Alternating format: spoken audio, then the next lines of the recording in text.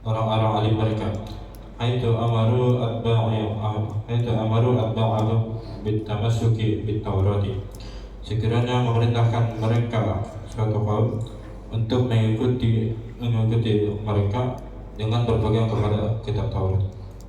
Tsumma khalafu, kemudian mereka ulama-ulama Yahudi itu menyangkal wa ghayyaru, dan merubah na'ta Muhammad sallallahu alaihi wasallam, sifat Nabi Muhammad sallallahu alaihi wasallam.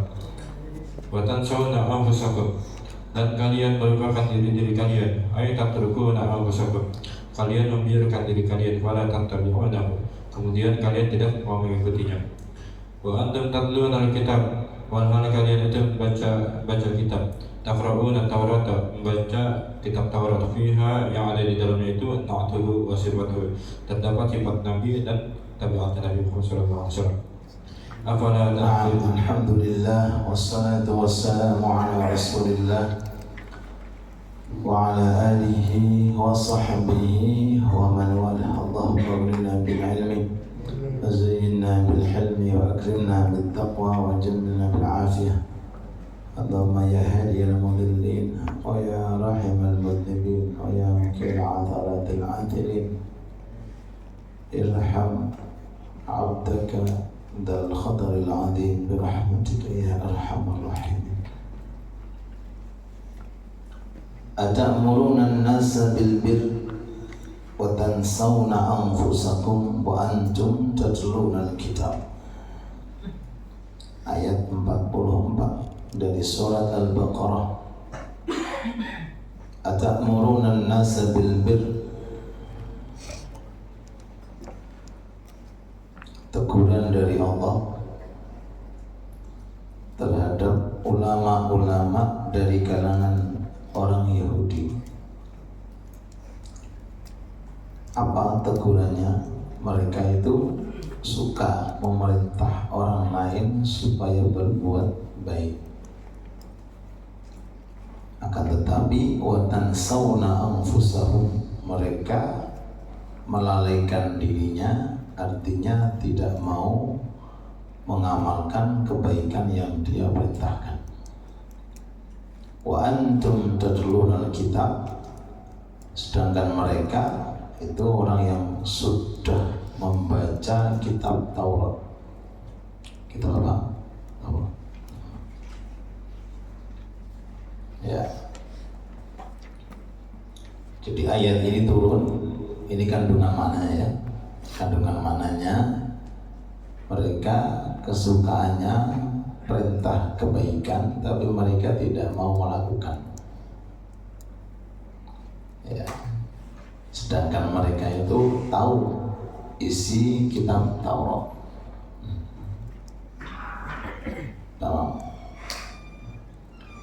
Ini kandungan yang ada pada ayat atamuruna an-nasa bil birri. Adapun sebab ini ayat turun ya, dari kalangan mereka orang Yahudi itu kalau ketemu temannya orang yang beriman, kerabatnya, dia mengatakan, kamu ikuti Muhammad, Muhammad itu bagus, jangan keluar dari agama Muhammad. Ucapannya itu jujur. Itu kan atamuruna an-nasa bil birri. Tapi mereka mengingkari ucapannya. Itu asal mula turunnya apa? Ayat atamuruna an-nasa bil birri. Udah ya? Oke. Ada pendapat dari kalangan ahli tafsir mengatakan kila khitabun li ahbarihim, ini adalah ayat ditujukan kepada para ulamanya orang-orang Yahudi ketika mereka perintah kepada pengikutnya, jadi orang-orang bawahan, supaya berpegang teguh dengan Taurat, dengan kitab apa? Taurat. Akan tetapi mereka khalafu, menentang atau meninggalkan apa yang menjadi isi kitab Taurat. Apakah isinya kitab Taurat? Yaitu sifat-sifat kemuliaan Nabi Muhammad Sallallahu Alaihi Wasallam. Oke, apa perbedaannya dua sebab ini? Kalau yang pertama itu untuk umum, tapi kalau yang kedua itu dikhususkan berkaitan tentang berpegang teguh dengan kitab Taurat. Kalau yang pertama untuk umum, mengikuti apa yang menjadi ajakan Nabi. Tapi yang kedua ini perintahnya disuruh megang isi kitab Taurat, padahal isinya mengagungkan dan memuliakan Nabi Muhammad SAW, cuma mereka meninggalkan. Ya. Dari ayat ini teringat salah satu orang datang kepada sahabat Abdullah bin Abbas, izin mau ceramah, bahasa sekarang mau apa? Ceramah. Kata sahabat Abdullah bin Abbas, silahkan Anda ceramah, tapi saya pesan 3, dengerin. Fahami firman Allah ini, atamuruna an-nasa bil birri wa tansawna anfusakum wa antum tatluna kitab. Awas, ucapan dan pekerjaan harus konsekuen, harus cocok. Kalau mau ceramah, mau menyampaikan agama, kau harus lakukan. Ya, antara ucapan dengan perbuatan harus sama. Ini. Yang kedua, kabura maqtan indallah an taqulu ma la taf'al. Kabura maqtan indallah, Allah sangat murka. Kabura maqtan indallah. Surat apa itu ya? Ana hafal. Surat Al-Ikhlas. Kepal. As-Saff. Kabura maqtan indallah an taqulu ma la taf'alun. Sungguh sangat murka Allah kalau ada orang pinter ceramah, pandai ceramah, ternyata pekerjaannya tidak sesuai dengan isi ceramahnya. Jangan kayak lilin menerangi orang tapi dirinya terbakar. Kayak lilin. Jangan seperti jarum nutupi auratnya orang tapi dirinya telanjang. Pernah ada jarum pakai pakaian? Ada nggak jarum pakai pakaian? Tapi semua pakaian ini dari jarum itu penyebabnya. Sedangkan jarumnya nggak pakai pakaian. Ya. Jangan juga kayak kuburan. Gimana kayak kuburan? Menakutkan. Duh, dalamnya itu full isinya, penuh. Tapi menakutkan karena mati tidak berfungsi. Ya, terus yang ketiga, firman Allah Subhanahu wa ta'ala ditujukan kepada Nabi Nuh. Apa yang tahu? Allahumma salli ala sayyidina Muhammad.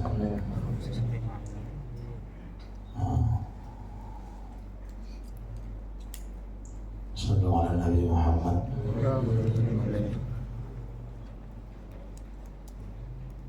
Gak nyampe. Ada 3. Oke ya. Jadi faedah yang bisa kita ambil dari tafsir ini, ya, hati-hati dengan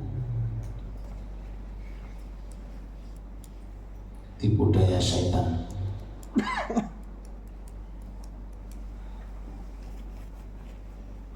Kadang-kadang syaitan mengatakan gini, kamu jauh siang, mau ajak kebaikan, kau belum baik. Akhirnya gagal. Dan itu tujuan syaitan. Ya.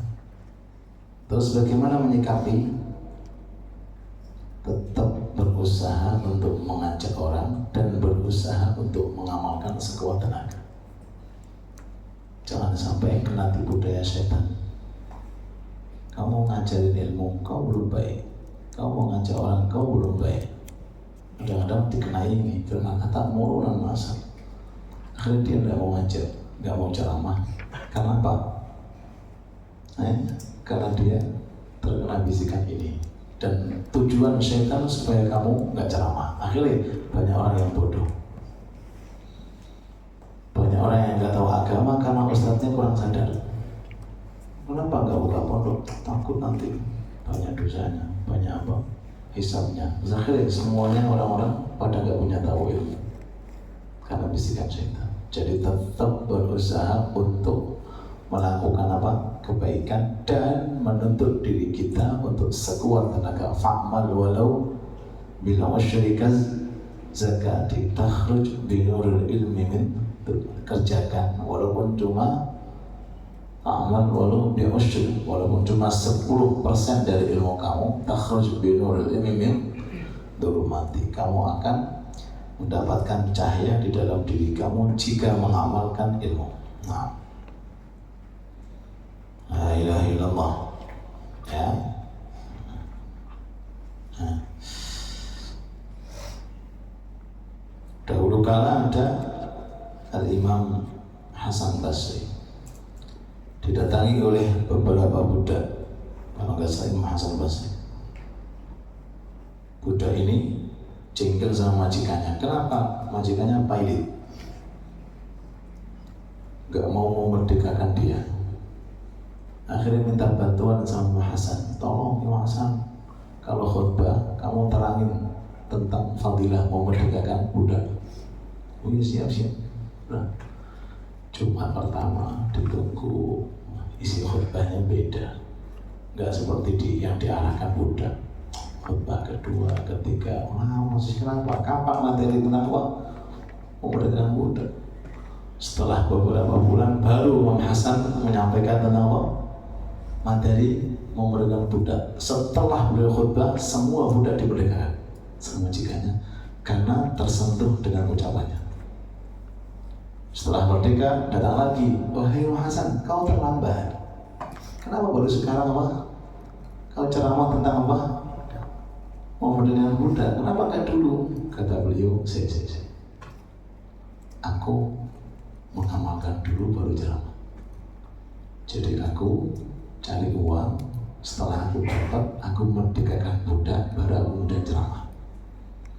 Jadi apa? Mengamalkan dulu sebelum ceramah. Makanya terlambat, mohon maaf. Aku nggak punya uang, kerja dulu, dapat uang, beli budak, tak merdekakan, baru aku ceramah. Oh ya, siapa ada hasilnya? Kalau sekarang kan enggak, pandai-pandai ceramah, tapi kosong dari apa? Mengamalkan. Mudah-mudahan kita bisa mengamalkan ilmu kita. Nah, afala ta'qilun.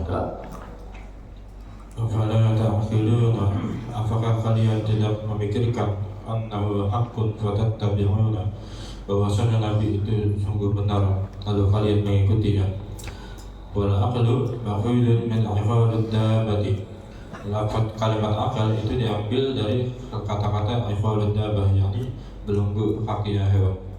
Wa huwa ma yushaddu bihi rabbatul ba'ir, yaitu sesuatu yang diikat dengan belenggu tersebut di lututnya onta.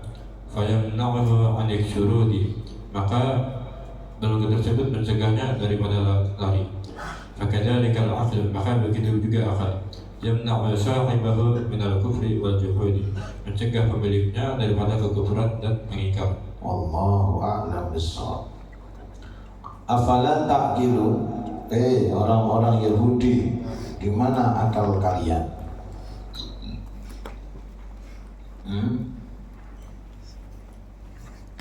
Apa yang dibawa oleh Muhammad itu perkara yang hak.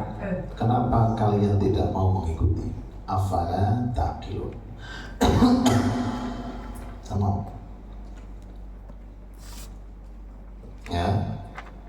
Dan bukan hanya ayat ini saja, banyak sekali ayat-ayat yang diterangkan oleh Allah Ta'ala Tujuannya agar bisa mencari kebenaran melalui diri masing-masing. Afala tubsirun, apakah kalian tidak melihat? Afala ta'qilun, apakah kalian tidak punya akal? Afala tanzurun, apakah afala tatadzakkarun, apakah kamu tidak mau berpikir? Jadi Allah Ta'ala menerangkan agar kebenaran itu dari diri kita, dan itu proses untuk perubahan secara totalitas. Sadar dari diri sendiri itu batil. Sadar dari diri sendiri itu batil. Sadar dari diri sendiri itu perkara yang hak. Ini biasanya nggak akan berubah. Tapi kalau perubahan yang sifatnya tidak mandiri, tekanan dari program, apalagi takziran, kalau kamu gak jamaah kau kena sanksi, bisa berubah tapi sesuai dengan waktu yang ditentukan. Kalau sudah keluar di pondok biasanya sudah gak bisa istiqomah. Kenapa? Karena perubahannya melalui tekanan. Tapi kalau perubahannya itu disebabkan karena kesadaran, oh iya, aku seorang muslim, aku seorang santri, aku sekarang di pondok, gak pantas mukhalafah, gak pantas terlambat, gak pantas melakukan hal-hal yang dilarang oleh Allah. Dia sadar, biasanya perubahannya itu paten. Tahu paten? Kayak di patri itu. Sampai seumur hidup kau tidak akan meninggalkan tahajud. Sampai seumur hidup kau tidak akan meninggalkan doa. Kenapa? Dari diri kamu sendiri ingin berubah jadi baik. Tapi kalau ditekan, awas kalau gak tahajud, gak dapat HP. HP. Tahajudnya kepaksa sehingga gak bisa nikmat tahajud. Kenapa sih ini Ustaz sih? Aku harus tahajud, sehingga bisa nikmat. Rukunya karena HP, tidaknya karena HP, sujudnya kan. Jadi gak bisa merasakan nuansa sujud dengan Allah. Udah? Oke? Akhirnya datang liburan, balas dendam. Sebentar lagi liburan Rabiul Awal. Aku akan pegang HP sampai balas dendam, ya kan? Tapi kalau hasilnya perubahan itu dari diri sendiri. Bapakmu orang alim, masa kamu gak bisa alim? Bapakmu orang soleh, masa kamu gak bisa niru bapakmu? Astagfirullahaladzim. Ya, kayak Ustaz pernah cerita kan, Abu Bakar Al-Adni yang fotonya ada dari satu, itu kan waktu kecil sama abahnya dilarang untuk main-main dengan temannya yang di luar. Jadi dia baca kitab tapi gak fokus, seolah salah. Kata abahnya, Abu Bakar, ayo baca yang benar. Diulangi salah. Saya paham. Kamu cepet-cepet supaya bisa main ya, dengan teman-teman kamu. Iya abah. Dinasihati sama abahnya gini, Abu Bakar, bapakmu dengan bapaknya dia beda, mbahmu dengan mbahnya dia beda, kakekmu dengan kakeknya dia beda. Abahmu hafid Quran, kakekmu hafid Quran, datukmu hafid Quran, nasabmu semuanya hafal Quran. Mereka belum tentu mulai terbuka. Astagfirullahaladzim, mau berubah. Abahmu da'i ilallah, kakekmu da'i ilallah, datukmu da'i ilallah, mulai terbuka. Akhirnya sadar diri. Dari situ akhirnya jadilah Habib Abu Bakar. Nah ini caranya. Afalata, coba angan-angan. Yang namanya maksiat. Yang namanya mukhalafah. Nah makanya dikatakan akal itu kan mengikat. Akhirnya dengan akal ini kamu akan terikat sehingga nggak terjerumus kepada sesuatu yang haram. Kenapa domba kadang-kadang nyerontong temannya? Domba dengan domba nyerobot. Kenapa? Domba nggak punya akal. Tapi Tapi kalau ada orang nyelontong temennya berarti kayak apa? Kayak domba. Oh berarti kamu kayak domba. Astagfirullahaladzim, aku manusia. Itu nyelontong kan? Kalau domba sih nggak punya akal, diciptakan cuma nafsu tok, makan tidur, makan tidur, makan tidur, nunggu Idul Adha disembelih. Itu domba. Manusia, ini baru permulaan kita hidup. Keduanya di akhirat. Pikir, kalau di dunia ini gagal, jangan berharap di akhirat akan enak. Pikir, kesempatan kita bukan ratusan tahun, apalagi ribuan tahun, puluhan tahun. Tahu puluhan? Itu di bawah 100. Lihat abahnya yang meninggal dunia, berapa umurnya? Lihat kakeknya yang meninggal dunia, berapa umurnya? Ada. Yang 500 tahun? Nggak ada. Jadi kita hidup ini di bawah rata-rata ratusan. 100 di bawah. Kafi nggak tahu berapa umurnya. Ustaz pun juga nggak tahu. Tapi rata-rata 60 sampai 7. Nah, kalau kita dengan akal nggak bisa mencetak kesuksesan, jangan berharap di akhirat akan sukses. Terus bagaimana? Gunakan akal yang sehat, maka arahkan dengan yang namanya ilmu agama. Mudah-mudahan diberkahi oleh Allah. Amin ya rabbal alamin ya arhamar rahimin. La ilaha illallah. Bismillah. Man yaqra fawaidul mukhtar. Bismillahirrahmanirrahim. Qala musannif rahimahullah ta'ala wa nafa'ana Allah bihi wa bi ulamihi wa bi ulumikum fid dharain amin. Yang kelima daripada takutnya orang-orang soleh. Ruqyah diceritakan an khairit tabi'in dari paling baiknya tabi'in, Uwais Al-Qarni, sahabat Uwais Al-Qarni radhiyallahu anhu, semoga Allah meridainya. Annahu, bahwasanya ia karena yaltakitu, mengumpulkan kisar al-khubsi, potongan-potongan roti minal mazabili, dari tempat sampah. Fanabahahu kalbun, maka menggonggong kepadanya seekor anjing. Faqala, maka ia berkata lahu padanya, kul, makanlah mimma yalika, daripada apa-apa yang berada di sisimu. Wa ana akulu mimma yalini, dan aku memakan apa yang ada di sisiku. Fa in justu sirata, maka jikalau aku bisa melewati jembatan sirat, fa ana khairun minka, maka aku lebih baik daripadamu. Wa illa, dan jikalau tidak, fa anta khairun minni, maka kamu lebih baik daripadaku. Yang keenam, marwa Utbatul Gulami rahimahullahu ta'ala, telah melewati Imam Utbatul Gulam, semoga Allah meridainya, yauman, pada suatu hari, ala makanin, pada suatu tempat, farta'ada wa rasyaha araqan, kemudian bergetar dan berkeringat. Faqala lahu, maka mereka berkata kepadanya, fi dzalika, pada demikian itu. Faqala, maka ia berkata, hada makanun, ini adalah suatu tempat, asyadallahu fihi, yang mana asyadallahu fihi, yang mana aku bermaksiat di dalamnya. Wa ana shaghirun, dan keadaanku masih kecil. Yang ketujuh, kana Ma'rufun Al-Kharhi, dulu kala Al-Imam Ma'ruf Al-Kharhi rahimahullahu ta'ala, semoga Allah merahmatinya, amin, idastai, pada jikalau ia bangun min manamihi, dari tidurnya, yamsahu ala wajhihi, ia mengusap atas wajahnya, biyadihi, dengan tangannya. Wa yaqulu, dan berkata, alhamdulillah, segala puji bagi Allah, alladzi, yang lam yughayyir surati, yang tidak merubah bentukku, fi surati kalbin aw khinzirin, pada bentuk anjing atau babi, disu'i adabi, karena jeleknya adabku.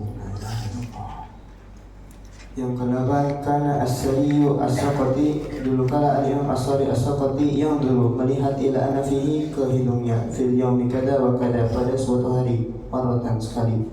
Makhafata karena takut, ayakuna qad iswadda wajhuhu, menghitam wajahnya. Yang kesembilan, karena Malik bin Dinarin, dulu kala Imam Malik bin Dinar radhiyallahu anhu, semoga Allah meridainya, idza maratis sahabu, jikalau awan melewatinya, wa huwa yumlil hadisa, dan ia sedang mendiktikan hadis, yaskutu, maka ia diam, wa yarta'idu, dan bergemetar. Wa yaqulu, dan ia berkata, isbiru, bersabarlah hatta tamurra, sampai awan tersebut lewat. Fa ini akhafu, karena aku takut an takuna fiha hijaratun, terdapat di dalamnya batu tarjumuna biha, yang terlempar kepada kita. Yang ke-10, sa'alan nasu Malik bin Dinarin radhiyallahu anhu. Para manusia kala itu meminta Imam Malik bin Dinar semoga Allah meridainya, bertanya ya, meminta ya, minta. marratan sekali, ayyakhruja ma'ahum, untuk keluar bersamanya, lil istiqa'i, untuk meminta hujan. Faqala, maka ia berkata, billahi, demi Allah, alaikum utrukuni, hendaknya bagi kalian untuk meninggalkanku. Fa ini, karena aku akhafu, takut, alla tusqau bisababi, tidak diturunkannya hujan dengan sebabku. Naam. La ilaha illallah. Naam. Uwais Al-Qarani, tabi'in yang hidup di zaman Nabi. Ini unik. Tabi'in yang hidup di zaman Nabi. Biasanya kan istilah tabi'in itu kan hidup setelah Nabi. Apa itu? Adanya setelah Nabi. Ini tidak ada di zaman Nabi. Kenapa beliau enggak diangkat menjadi sahabat? Karena belum pernah ketemu Nabi, walaupun hidupnya di zaman Nabi, sebab taat kepada seorang ibu. Nah, makanya kedudukannya tinggi banget, sampai Rasulullah menyebut namanya, nama kabilahnya, nama desanya, nama kotanya, dan penyakit yang tersisa dalam tubuhnya. Sudah nggak ada ya, kedudukan seistimewa itu, padahal belum pernah ketemu. Apa penyebabnya? Karena hormat dengan ibu. Ya Umar wa ya Ali, idza ra'aituma Uwais Al-Qarani fatluba minhu mantua. Kalau kamu ketemu Uwais Qarani, ya kan, minta doa darinya. Siapa sahabat Umar? Siapa sahabat? Siapa? Ali bin Abi Thalib.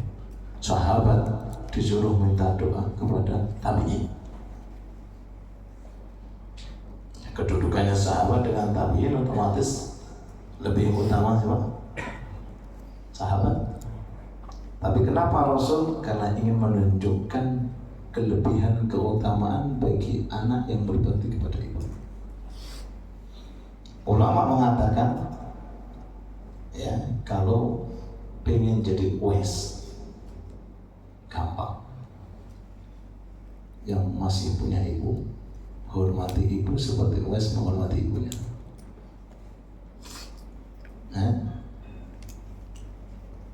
Ya, kalau seandainya rasa hormat kita kepada ibu seperti hormatnya Uwais kepada ibunya, kita jadi Uwais sudah. Walaupun Uwais Al-Gresik, Uwais Al-Palembang, Uwais Al-Aceh, ya kan, akan tumbuh Uwais baru. Ya, ini Uwais Al-Qarani. Datang sahabat Umar, sahabat Ali. Setelah cerita yang panjang, akhirnya menjumpai di Arafah. Saat itu Sayyidina Uwais sedang mengembala kambing, sholat. Jika melihat gerangan ada orang, akhirnya dipercepat, ditanya, man antuma, siapa kalian? Kata sahabat Umar, kita Abdullah, kita adalah hamba Allah. Kata Uwais, kulluna ibadullah, semuanya hamba Allah. Manismuk alladhi sammat ummuka biha, nama anda siapa? Aku Umar bin Khattab. Oh, khalifah, belum pernah ketemu. Wahada Ali. Oh, Ali, apa? Menantunya Rasulullah. Ada apa wahai Umar? Ada apa wahai Ali? Rasulullah kirim salam kepada anda. Nangis sahabat, saya tidak nangis. Rasulullah, ya. Terus ada apa tujuan? Dari mana engkau tahu saya Uwais? Rasulullah menyebutkan dengan lisannya tentang sifatmu. Bahkan di bawah ketiakmu ada penyakit sisa dari penyakit baros yang ditekalkan oleh Allah Ta'ala atas doa. Disebut Rasulullah, padahal ibunya nggak tahu. Jadi sahabat waris itu dikasih ujian, semua tubuhnya bukan gatelan, di atas gatelan itu baros. Cuma doanya, ya Allah jangan sembuhkan semua, sisakan sedikit aja. Supaya apa? Ketika aku melihat itu penyakit, aku bisa syukur kepada Anda. Nah ini orang dulu. Kalau kita kan enggak, ya Allah itu ya. Jadi disisakan. Itu gak ada yang tahu. Rasulullah menyebutkan. Sallallahu alaihi wasallam. Ini perjalanan Sayyid Uwais Al-Qarani diangkat derajatnya oleh Allah melalui penyebutan Rasulullah. Karena satu tok, bukan tahajudnya, bukan ilmunya, bukan ibadah, karena perhatian kepada ibu. Nah, kita yang masih punya ibu, ya, bahagiakan mereka, ya, hormati mereka. Nah, ini sahabat Uwais ngambil, beliau itu rumah nggak jelas, pekerjaan nggak jelas, jadi makannya sisa-sisa di sampah, karena itu paling halal. Tahu paling halal karena sesuatu kalau sudah dibuang di sampah berarti orangnya nggak mau ngambil, berarti itu paling halal diambil. Ketika diambil datang seekor anjing. Kata beliau, makan sesuai dengan porsinya. Kul mimma yalik, makan di sini, aku makan di sini. Berdua. Kata beliau, hei anjing, ingat, kalau aku di akhirat sampai surga gak jatuh di neraka saat berjalan di sirat, berarti aku lebih utama daripada kamu. Tapi kalau sebaliknya, aku jatuh, kamu saat ini lebih utama daripada aku. Kok bisa? Karena semua hayawan di akhirat akan menjadi debu, kuni, turobat. Sedangkan manusia kalau sudah sampai ke akhirat akan hidup selamanya. Yang di surga nikmat selamanya, yang di neraka sengsara selamanya. Wahai kata, la ilaha illallah, ini takut. Nah, Utbah Al-Ghulam ini unik. Dia ini pemabuk, fasik, pokoknya naudzubillah. Suatu ketika hadir di majelisnya Imam Hasan Basri. Pas di situ Imam Hasan Basri menerangkan tentang firman Allah, alam ya'nil ladzina amanu an takhsha qulubuhum. Artinya cukup berhenti, umumnya tersentuh pingsan. Ini pingsan. Cukup. Bahasanya gitu. Alam ya'nil ladzina amanu, sudahkah saatnya untuk kau menghadap kepada Allah? Artinya apa? Kalau diartikan Utbah berhenti, sudah cukup. Oh, ini permulaan wali asalnya maksiat, fasik, peminum keras. Utbah Al-Ghulam pingsan, dibangunkan lagi, pingsan lagi, dibangunkan lagi. Terakhir, wahai imam, kira-kira kalau aku tobat diterima enggak? Diterima oleh Allah. Kalau aku doa saat ini dikabulkan oleh Allah, langsung doa, ya Allah, aku punya 3 permohonan. Apa? Yang pertama, cerdaskan aku ya Allah. Subhanallah, dikabulkan setiap membaca apa? Doa dari apa? Dari sekian dosa, tapi yang tobat.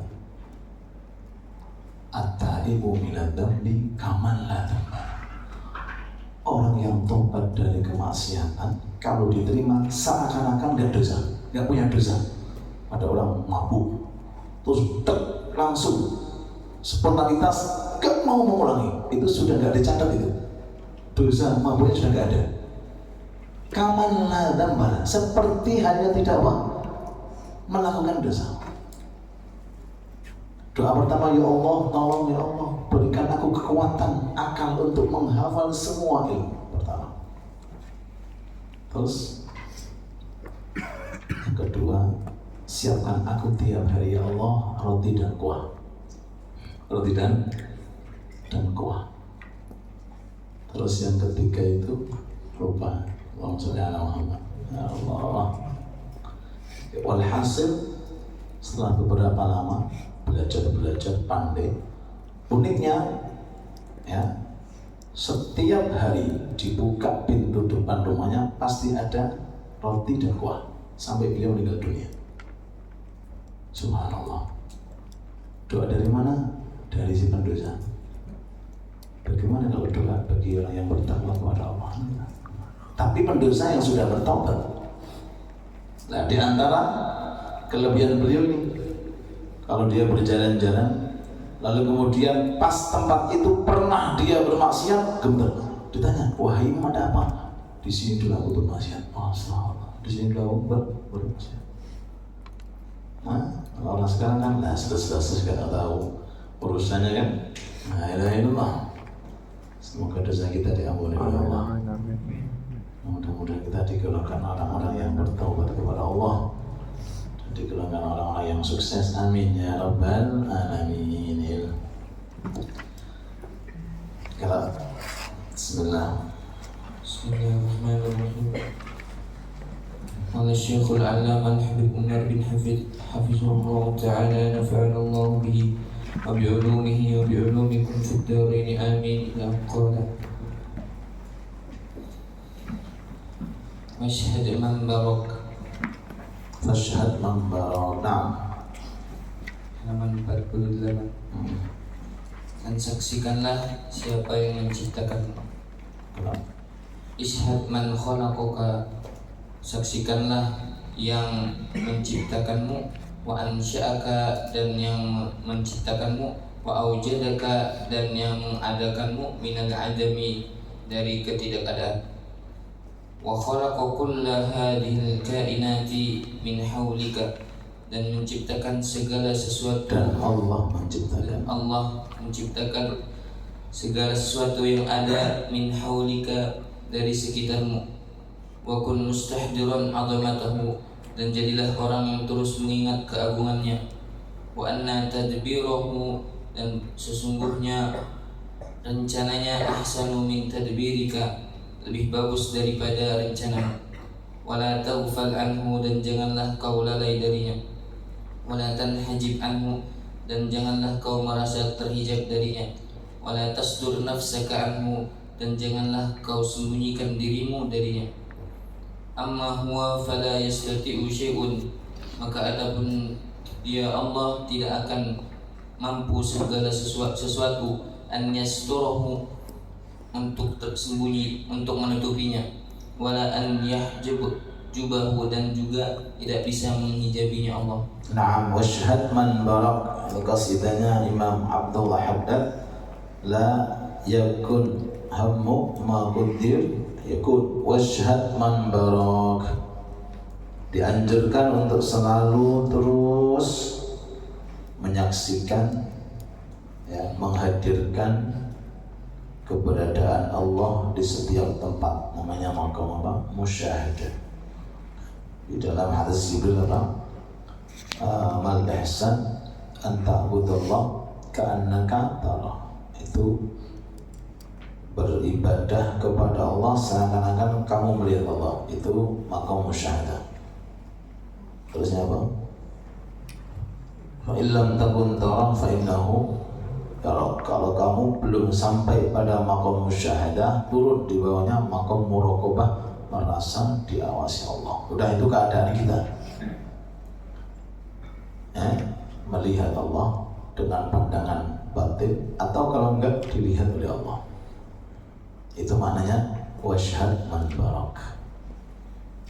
Tadi anjurkan untuk selalu melirik, ya, kehadiran Allah di setiap tempat. Wa nahnu aqrabu ilayhi min hablil warid.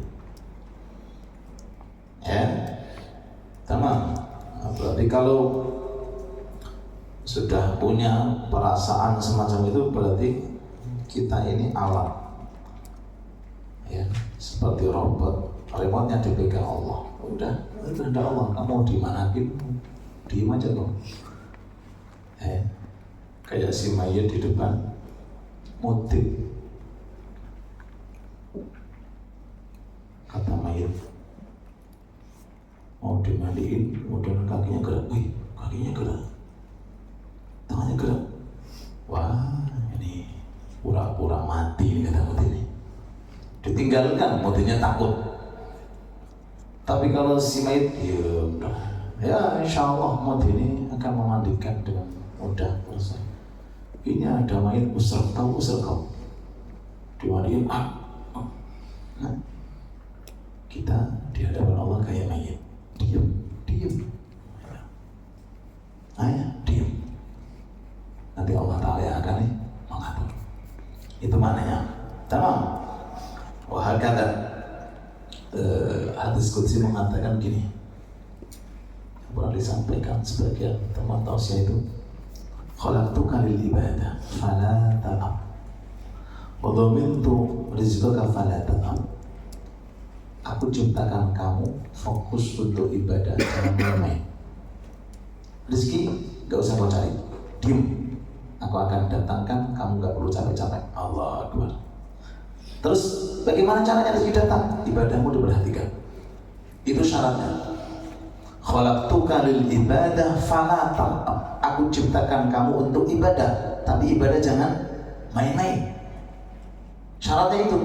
Wa dhamintu laka rizqaka fala ta'ab. Rezeki akan aku datangkan, dan datanya tanpa disangka-sangka. Fala ta'ab. Aku nggak perlu pakai capek-capek. Wah, kata orang sekarang kan enggak ngurusin yang bukan pekerjaannya, meninggalkan tugasnya, kan aneh. Orang sekarang ngurusin yang bukan tugasnya. Yang bukan tugasnya apa? Masalah rezeki. Itu bukan tugas kamu, itu tugasnya Allah. Tugas aku apa, Ustaz? Ibadah. Salat diperhatikan, tahajud perhatikan, doa perhatikan, Quran. Itu tugas kamu. Rezeki bukan tugasmu, itu tugasnya Allah. Maksudnya apa? Orang kafir kaya luar biasa. Musyrik kafir gak pernah menyebut nama Allah. Eman uangnya, mobilnya bagus-bagus, kafir itu. Apakah Allah Ta'ala akan tega? Dan itu bukan sifat Allah, meninggalkan hamba yang selalu taat kepadanya. Dan mungkin pasti akan diperhatikan oleh Allah. Nah, la ilaha illallah. Makanya ada sebutan Khalil. Ibrahim Khalilullah diangkat menjadi Khalilullah karena 3 sebab. Sebab 1, gak pernah makan kecuali dengan tamu. Yang kedua, gak pernah menterlambatkan perintah. Yang ketiga, gak pernah minta rezeki. Minta tapi gak pernah. Kata beliau, ditanya, kenapa Ibrahim? Sudah ada kok diminta. Tahsilul hasil. Sudah ada kok diminta. Kalau mau minta yang belum ada, apa itu? Surga atau neraka? Husnul khotimah atau su'ul khotimah? Itu kamu minta. Urusan rezeki sudah tiada. Inti nggak minta atau minta akan datang. Banyak orang nggak mungkin mati kalau rezekinya nggak habis. Kalau habis walaupun kaya, mati. Tapi kalau nggak habis, belum habis, nggak mati. Contohnya ada orang di rumah sakit tahun-tahunan kok nggak mati. Ahli warisnya, kau ini kok nggak mati. Oh ya, sebentar lagi mati. Itu yang gede, yang sehat walafiat itu orangnya banyak mati. Rezekinya segitu. Nah, jadi rezeki itu apa yang masuk ke perutmu itu rezeki kamu. Yang tidak bukan rezeki kamu. Paham? Dan Allah itu paling bisa untuk menghabiskan uang sejenak. Contohnya gini, ada orang pailit, bakhil, kikir, nggak mau infak, nggak mau sedekah, ditumbun uangnya. Kata Allah, tunggu 1 jam, dikasih penyakit obatnya 100 juta. Uang 100 juta, amblas seketika untuk beli pil 1 supaya penyakitnya sembuh. Itu sistem Allah. Coba kalau saat itu dia mau infak sedekah 100.000, insya Allah penyakitnya hilang, nggak akan datang. Tapi dia bakhil, kikir, seperti itu. Ya, kita harus sadar. Ya, makanya cara mengobati penyakit yang paling efektif sedekah. Apa? Sabda Rasul, dawu mardakum bis sodaqah. Iya. Penyakit malas, apa? Sodaqah. Nah, nggak mau belajar apa? Sodaqah. Maksudnya gerak.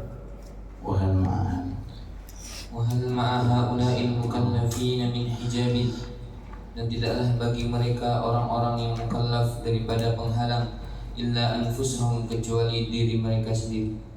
Fa anwa'ul hijabihum, dan segala macam hijab itu mereka. Fa idza anhal 'abdu, dan jikalau seorang hamba mengakhiri atau mentiadakan kulla wahmi istiqlali wujudin lahu, segala sangkaan bahwa ia terbebas dari Allah, wastiqlali fi'lin lahu, dan terbebas dari kehendak Allah, kharaja an nafsihi, maka keluarlah dari dirinya, wa talashatil hujubu kulluha, dan hilanglah segala macam penghalang semuanya. Qala al-qailu, berkata seorang yang mengatakan, hijabuka minka wa ma tash'uru, penghalangmu itu darimu dan kau tidak merasakannya. Wada'uka fika, dan penyakitmu itu di dalammu, wa ma tubsiru, dan kau tidak melihatnya. Wa tahsibu annaka jirmun saghirun, dan kau menyangka bahwasanya kamu adalah sesuatu yang kecil. Wa fika intawal alamul akbar, dan di dalammu cukup memuat segala alam yang besar. La ilaha illallah. Hijabuka minka wa ma tash'ur. Jadi hijab antara kita dengan Allah ya diri kita, cuma kita nggak merasa. Wa dawa'uka fik, obatnya ya diri kamu, cuma kamu tidak melihat. Ada. Ya, jadi hijab antara seorang hamba kepada Allah itu bukan dari luar, tapi dari dalam, maksudnya dalam diri sendiri. Apa itu? Nafsu al-amarah bisu. Ini kalau nggak segera disampai bahaya. Tahu disampai? Apa sampai itu? Apa mungkin disampai? Mungkin sekarang nggak nyusu ibunya, kenapa? Dulu kamu nyusu, kenapa sekarang nggak disampai? Tahu disampai? Umur 2 tahun diputus sama ibunya, 3 hari 3 malam nangis dia. Ya harus sabar, kalau enggak sampai sekarang mungkin sekarang izin pulang. Kenapa? Ya aku ngomongin, kenapa izin pulang? Itu kan karena nggak disampai. Kalian semuanya seperti itu, tidak langsung tiba-tiba langsung lepas dari asin. Enggak, perjalanan ayah ibu kamu 3 malam nggak tidur. Yang punya anak paham, yang belum punya anak akan paham. Nah nafsu kayak gitu, kalau kamu nggak sampai, ya gitu terus dia. Minggu ini aku istiqomah, tunggu minggu depan pasti akan datang lagi nafsu. Harus diberontak dari diri sendiri, harus diperangi.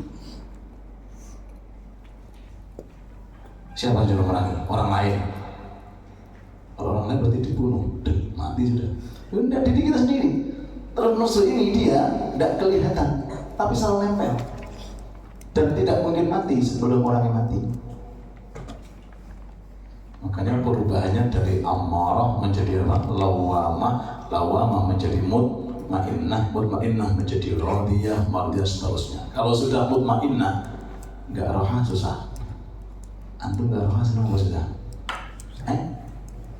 Nggak tahajud galau. Kalau antum nggak tahajud senang enggak? Nah, senang ngaji apa libur? Libur ya, sama berarti senang libur sudah. Kalau mutmainnah diajak taat, tenang, karena sudah mutmainnah. Tapi kalau masih amarah, itu bawahnya ada aja, harus disampaikan. Lah, apa itu hijab itu? Nafsu ini. Dia ada yang tipis, ada yang tebel, ada yang tebalnya 1 kilo, ada yang 2 kilo, ada yang sesut. Tergantung daripada nurutin kesenangan nafsunya. Sukanya goib, itu kesenangan nafsu. Sukanya terlambat, itu kesenangan nafsu. Kau turutin, tambah lama itu lama. Jadi harus diperangi. Kayak tadi itu ceritanya mobil. Ya mobilnya. Termasuk juga Ariba. Nah, saya ke kafe juga, Ustaz izin. Kemana izin? Mau pulang ke mana? Mimi. Kafe. Ya, kenapa? Belum disampai kan? Tapi enggak. Udah disampai. Langsung kayak gitu. Nah itulah hijab. Sumbernya hijab apa Nabi? Sumbernya hijab di situ. Ya, jadi harus betul-betul ya harus dilatih. Ya. Antum sekarang sudah biasa jamaah. Kenapa? Tiap hari dilatih. Yang dulu mungkin Tuhan belum pernah, sekarang sudah pernah. Dilatih. Latihnya bagaimana? Dikumpulkan dengan teman-teman yang ahli Tuhan. Akhirnya kamu kepancing di pondok. Coba di luar. Tidak bisa, di dalam diprogramkan. Bangunnya terlambat, diingatkan. Ini kan? Enggak Tuhan, dicari dengannya, diperhatikan lah. Tapi kalau di luar siapa yang perhatikan? Ya kan? Makanya ada sebagian kata-kata gini. Kenapa di pondok kita mudah duha? Kenapa di rumah sulit? Kenapa? Dan itu terjadi. Salah siapa? Bukan salah santri, salah dalamnya. Di pondok, Ustadz bantu, teman-teman bantu. Di rumah siapa yang bantu? Kamu. Kalau bukan orang tua dan ibunya. Lingkungannya beda. Kalau ibu dan orang tua kayak ustadznya dan para teman-temannya, insya Allah doa sama seperti pondok. Rumah kayak seperti pondok. Tapi faktanya beda. Betul kan? Di pondok, masya Allah, program nggak capek juga. Tapi ketika di rumah, aduh, hari pertama hilang. Kok bisa ya? Perubahan cepat karena wadahnya beda. Nah, coba kalau di rumah kayak di pondok, ya ada adkar suruh, daftar suruh, ada daftar dakwah, HP 1 bulan sekali. Ini kan? Isya duha, jamaah, tahajud, hizib. Wah insya Allah. Nah, tapi sangat langka ya. Nah, tapi mudah-mudahan insya Allah semuanya berkah. Ala hadhihi niyah. Bismillah as-salatu al-fatihah ila hadratin Nabi Muhammad.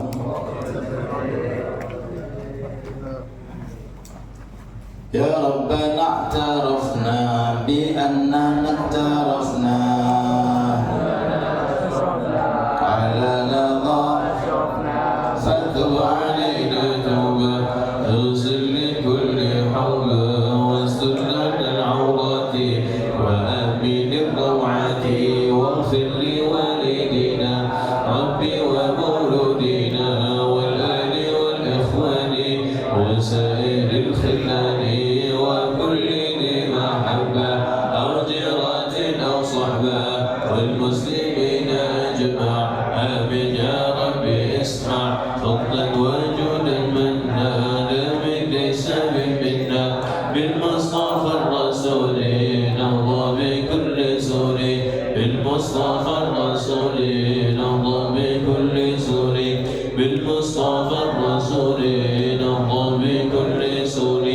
صلى وسلم ربي عليه